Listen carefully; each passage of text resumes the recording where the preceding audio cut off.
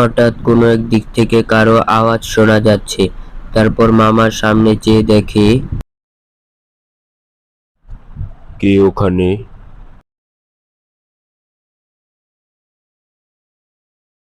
আমি রে, আমি।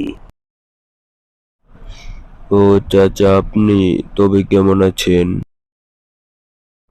আমি তো ভালোই আছি। পরে তুই দেখি বিদেশ গিয়ে আমাদের ভুলে গিয়েছিলি। কি যে বলুন না চাচা, ভুললে কি আর দেশে আসতাম আমরা? তো চলুন একটু বসে গল্প করি। তখন মোবাইলে বাজে রাত 12:30। এখন এত রাতে এইখানে বসে কথা বলাটা ঠিক হবে না। আজ আবার আমাবস্যার রাত। আচ্ছা, এই অমাবস্যার রাতে কি হয়? কে তুমি? এটা এটা হলো আমার ছোট বোনের ছেলে।